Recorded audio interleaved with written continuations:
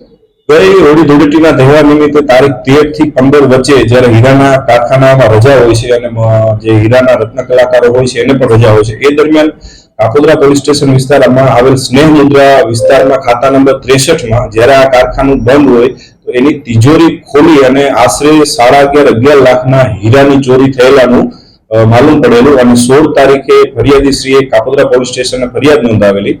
જ્યારે આ બનાવમાં આશ્ચર્યજનક વાત એ હતી કે આ તિજોરી તોડવામાં નથી આવેલી, આ તિજોરી નંબરિંગ વાળી હતી, જેમાં લોક ખોલવા માટે ડિજિટલ નંબરનો ઉપયોગ થતો, એ નંબરની પણ કોઈ ચોરી કરેલી હોય અને તિજોરી ખોલેલી હોય એ પ્રકારની આ ચોરી હતી।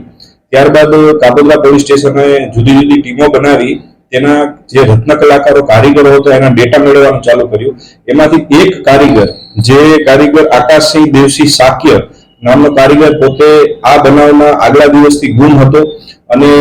પોતે ભીંડ વિસ્તારનો, બિહડ વિસ્તારનો, ચંબલ વિસ્તારનો, મધ્યપ્રદેશનો રહેવાસી હોય, એનો મોબાઈલ નંબર પણ બંધ હતો। ત્યારબાદ એના એક અલગ મોબાઈલ નંબર મળી આવતા ભીંડ વિસ્તારમાં એક સર્વેલન્સની ટીમ પીએસઆઈ પિંજર તથા દામજીભાઈ અને સંજયભાઈ હેડ કોન્સ્ટેબલોને મોકલવામાં આવેલા અને ત્યાં આગળ